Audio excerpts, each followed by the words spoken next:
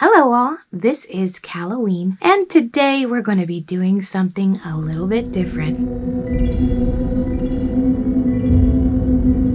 I managed to injure my knee last Friday. I still don't really know what it is. I did go to a doctor, I got an x-ray, and they basically just told me that they treat these knee injuries pretty conservatively and that they couldn't see anything in the x-rays, anything abnormal or anything like that. I probably hyperextended it or something. In any event, I'm unable to stroll with you through the cemetery, although it is a beautiful day here. A little nippy, but it's beautiful in St. Pete. I thought, so what am I going to do now? They're expecting a cemetery on Sunday, and I can't bring them one this week. So initially I had planned to start weaving in some creepy history tales, stories like true stories of creepy things that have happened in the past. And I'm working on one as we speak, but I'm not finished with the book yet. So I thought, what else can I do? And I thought, I know. How about a little story of becoming Halloween? Since I got started with this kind of quickly, I dove in with both feet in October of 2021, never looking back and never really having the opportunity to tell you much about myself other than what I'm yammering on about in my makeup and costume tutorials.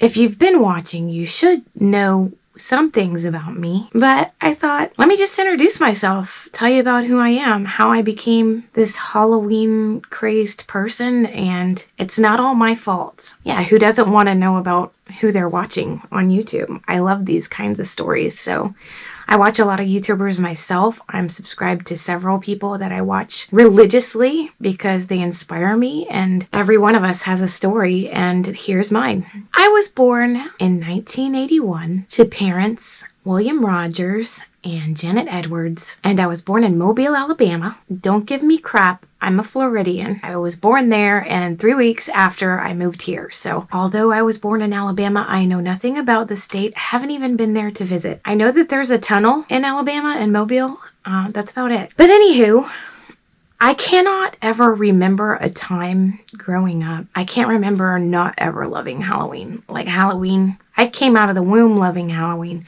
I probably came out in a costume. That's how much I love Halloween. But if you remember, I mean, it was the 80s. So costumes back then, you know, what you had to choose from as kids was it was like a plastic bag almost, which by the way were extremely hot. I'm sure they didn't breathe because they're plastic. And it would have like a picture of Barbie on it. They were pretty awful. I'd love to have a collection of them though, because they are cool and you can buy them online, but just for my Halloween room. I don't have enough room right now, but that's pretty much all you had to choose from is like these plastic costumes with the plastic mask with the little tiny holes to peep out you couldn't breathe or see in. So from a very young age, and probably the first costume that I can remember is this one right here, strawberry shortcake. And my parents made it. My mom did all the work for the dress. I think she got it from the thrift store, found the little over apron and all of that, sewed on the patches.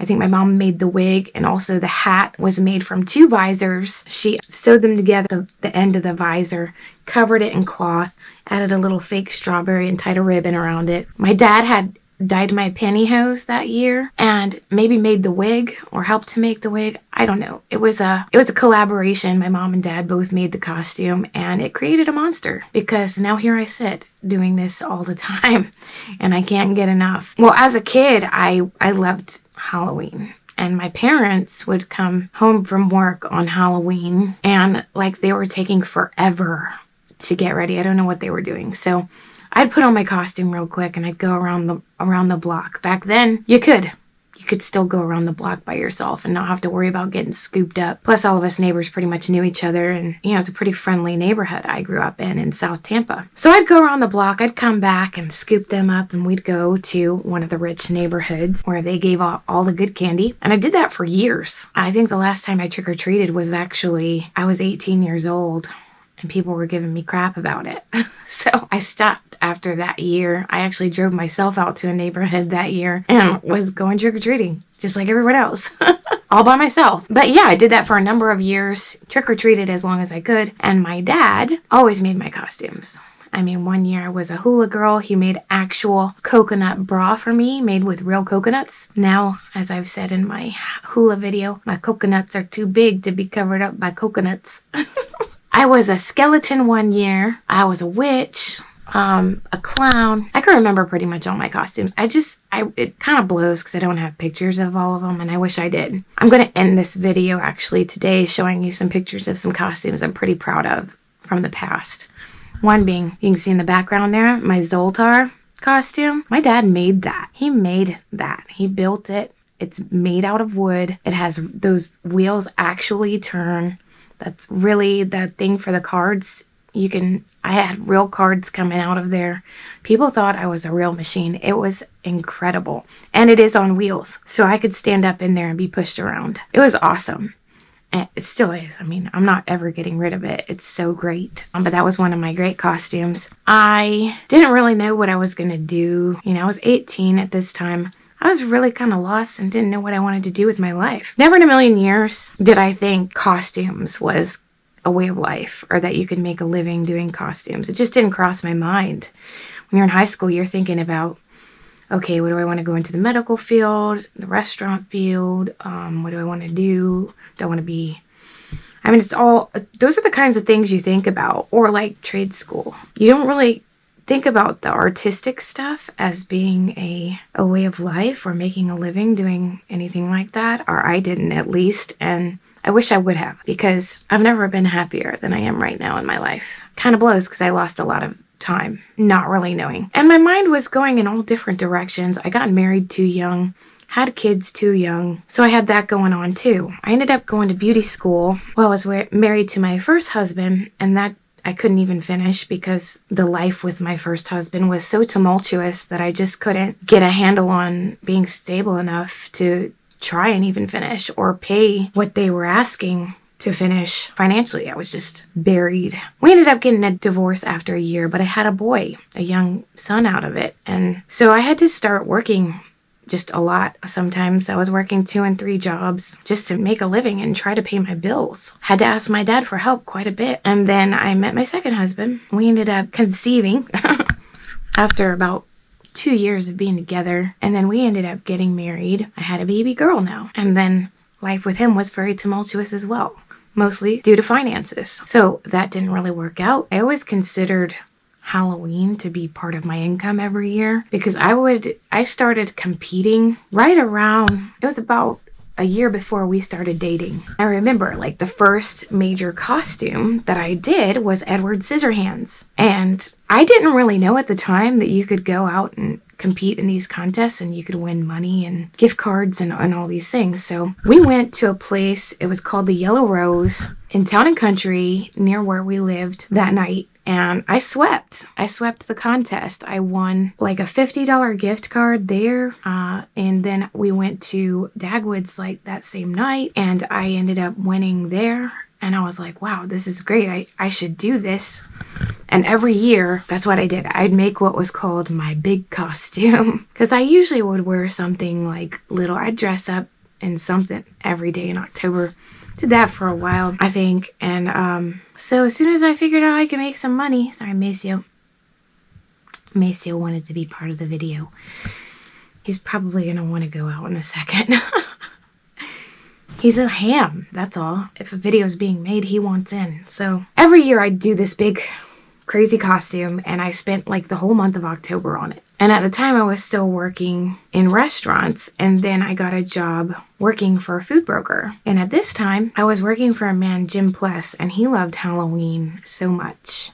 We would have a costume there at work where he'd give out like $500 to first place. So I was really sweeping when I started working there. I would win that contest and then I'd go out into the bars and win even more. I mean, I'd make like $2,000 in a weekend just going to contests and stuff. My costumes were good. Like they were really legit good costumes because I'd spend an entire month on them.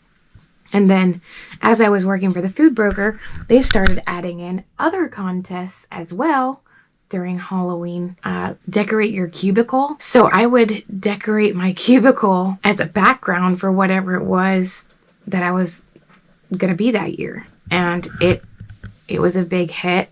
I would win that too, or at least come in second place, because it wasn't fair that I win everything, but I would always place and I'd always win money. So that really helped with bringing in some money. And then while we were married, I always did things on the side. I'd make cakes for people for money. I made these little hats out of pipe cleaners, took those to the flea market and sold them for extra money. I was a painter.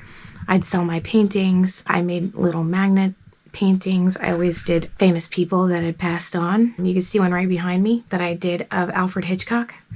I always was doing things like that on the side to make money, but you can see how scattered my mind was. After I was working for the food broker, I decided I wanted to go to culinary school because, like I said, I was making cakes on the side for people. I thought, how great would this be if I just made something out of this, and maybe I can have my own bakery, or at least make cakes professionally one day. So I did that, graduated. I actually changed my major from an associate's in baking because my dad said it didn't sound like too much. I changed it to a bachelor's degree in culinary management, and I graduated in 2013. At that time, my marriage was dissolving and wasn't very proud of it. I always wanted to get married and stay married forever, and it just wasn't working out for me. I continued to do costumes, at least before I was too depressed, and I would bring in some money, but the thing was, it stopped being fun because people would spend, I spent a month on my costume. Some people had the money to spend an entire year on their costume, or they'd be in stilts. Anything on stilts wins. Hands down every time. Doesn't matter if the costume looks like trash. You could literally dress up as trash. Just stick trash to your clothing and go on stilts and you will win the contest. I don't know what it is about stilts. Anybody on stilts wins. But people were dressing up as dragons that breathed real fire. They had the money to pour into their costumes and the time, and on my modest budget and what little time I had because I was working 2 or 3 jobs, I couldn't compete with that. So I stopped. I stopped competing, which it kind of hurt. It kind of sucked. I tried my hand at painting and being in an art show, and I was in a couple of art shows, but that didn't really work out either.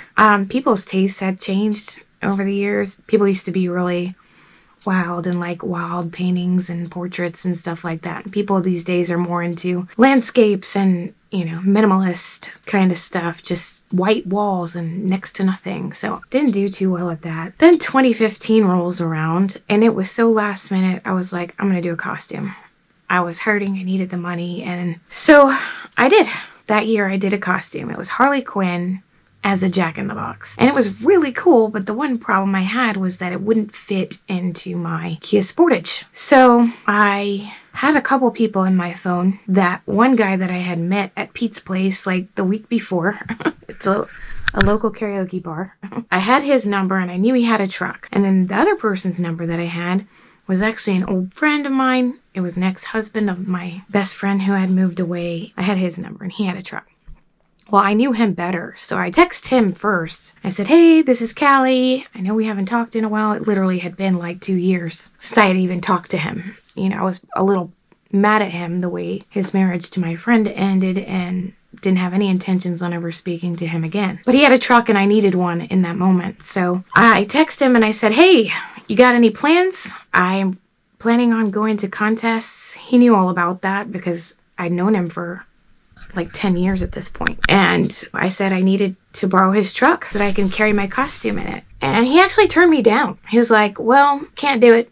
Got plans tonight. I think he actually even said he has plans for the weekend and couldn't participate in that. And I was like, well, that's just great. I've got to call this guy now that I only just met a week ago. And he doesn't even know anything about what this is. And it's crazy when you're going to these contests. Oftentimes you'll see the same person in several locations because that's what these people do. That's what we do. We hop around to different contests. You've got till about midnight to make it to as many as you can because usually all of them are done by about midnight. So he went with me the first night and we were in St. Pete and then we were downtown. We were a couple different locations and I ended up winning. I don't remember what contest it was, but I ended up placing in one of them.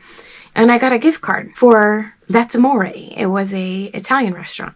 Then the next night, I was reluctant to call this guy or to text him and ask him if he wanted to go out again and do the same thing. He didn't look like he was having a good time. He actually looked like it was a pain in the butt to him and he just wanted it to be over. Reluctantly, I text him again, and of course he turns me down. No, don't feel like doing that. Sorry. Now I gotta text Nat, who's my husband now. He had already told me he had plans for the weekend, so I wasn't thinking he was going to be able to do it, so I was a little bummed out. I go ahead and text him anyway, and I said, hey, it's Callie again. I know you said you had plans, but do you still have these plans that you just can't change? Can you go out with me this one night? I said, I'll take you to dinner. I have a gift card for That's Amore. It's an Italian restaurant. I actually won it last night in a contest. I'll take you to dinner if you do this for me. So he was like, actually, no, I don't have plans anymore. I was like, that's awesome. So he shows up at my door. We haven't seen each other in it was 18 months. It was almost 2 years. And it was just like an instant click. It was as if we had lost no time at all. So we load up the truck and he goes out with me. That ends up being our first date because we just had a great time. Really liked each other a lot. Now, getting over the hurdle of breaking this news to my former best friend was going to be the hard part. But I thought we'll cross that bridge when we get to it. It was a great night. He changed my life instantly. It's funny because when we first started dating, I was working in a kitchen cooking and I had my cell phone in my bra one night and I had sweat profusely so much that night because it was hot in the kitchen and my phone got ruined. And he ended up, I think he bought me a new phone. If it would have just been one more week, I wouldn't have had a phone to contact him.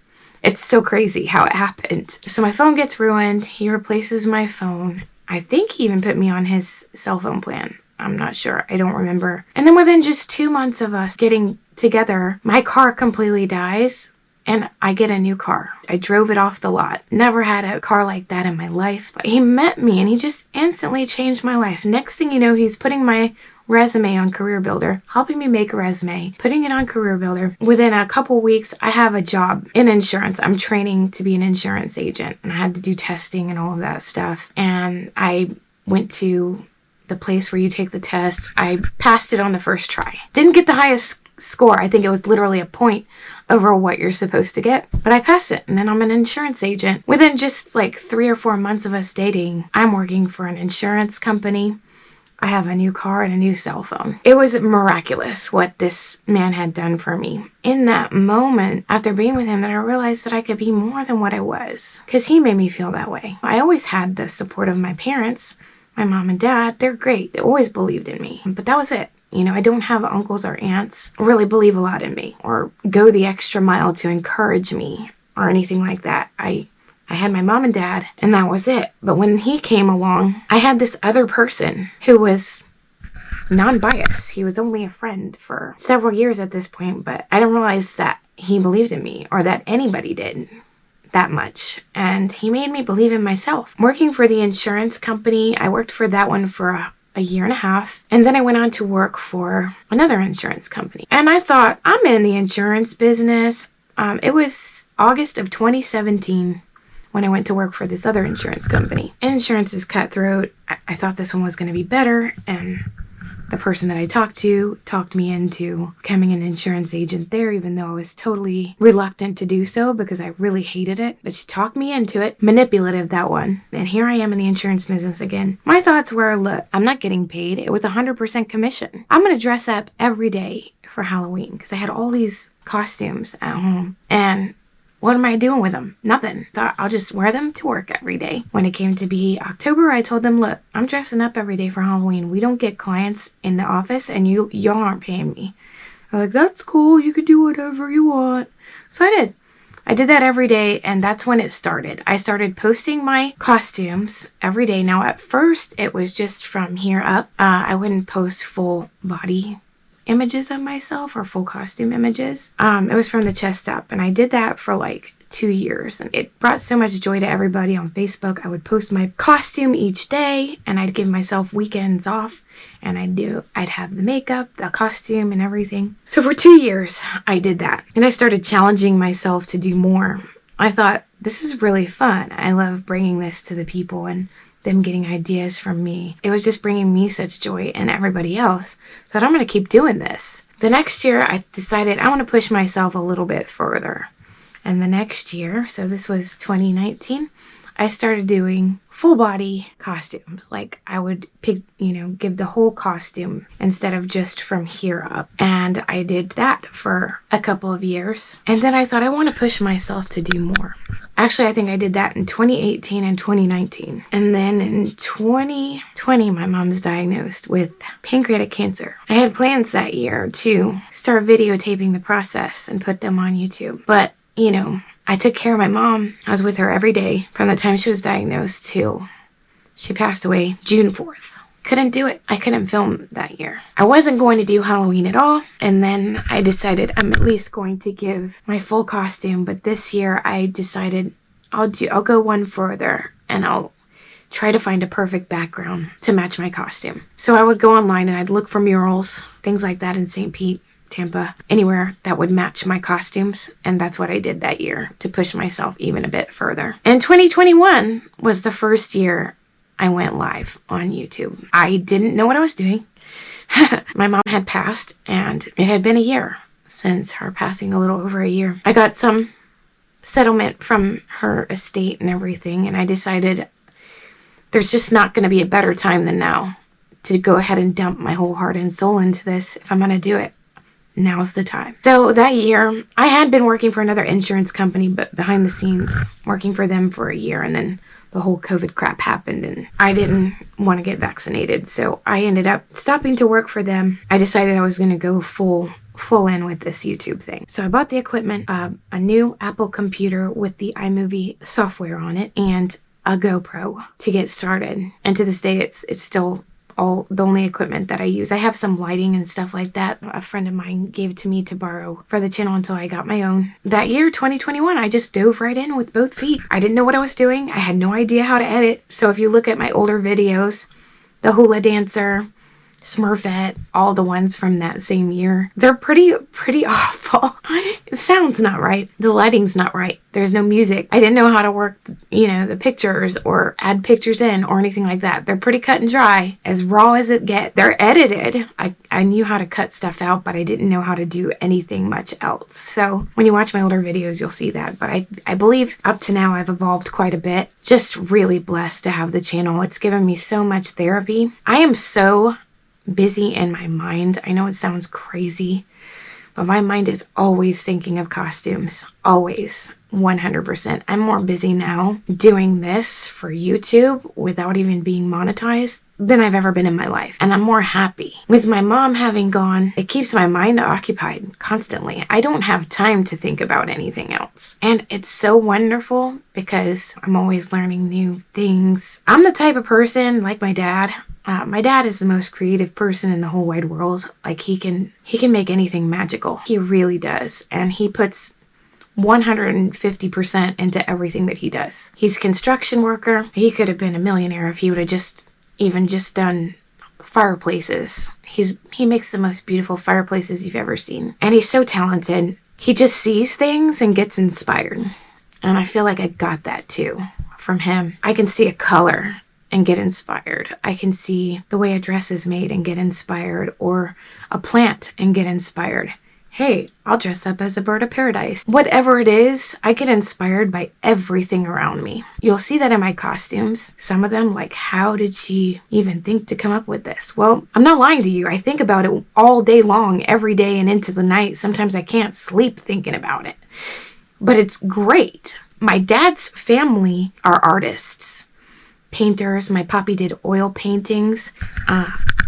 Mostly landscapes, like Bob Ross style stuff, but he did a couple with people in it, and those were my favorites. I have one in my kitchen of a lady peeling potatoes. That was my favorite he ever did. He was just so talented, and I think his cousin, Linda, I think they were cousins. She was a painter, an artist of some kind. And my dad, he can paint, draw, build stuff, you name it, he can do it. He can do anything. Look at this, what he built. It's incredible. It goes beyond what a normal person can conceive they could possibly do. He's incredible. He is so incredible. My mom is creative too. She was an artist. She did little things when she was in high school, and she would write poems and things like that, some of which that I have. Had beautiful handwriting. My mom didn't give herself enough credit.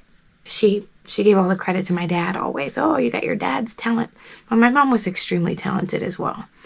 She's the one who taught me how to sew by hand. She'd make things all the time. She didn't think of herself as an artist, but she was very much an artist. She was a singer. She was a performer. She was beautiful.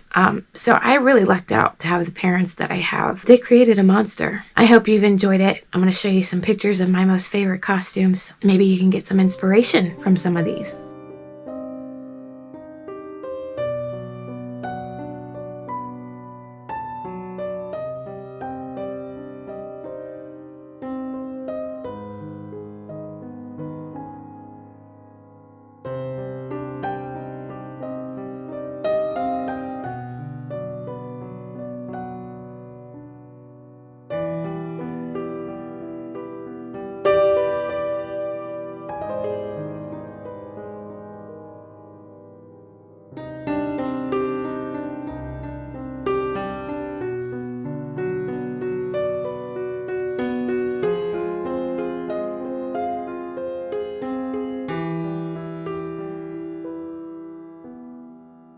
I hope you enjoyed today's episode. We'll be walking through the cemetery in no time, probably by next week. Fingers crossed. I'll take some prayers if you're out there, want to pray for me, pray for a quick recovery of my knee. That'd be awesome. If you haven't already, please subscribe. I'm still pretty new at this, just over a year, but I love doing this and I want to keep doing it. I've got some really great things planned out for this year. Costumes and cemeteries. That does it for today's episode. I'll see you next time.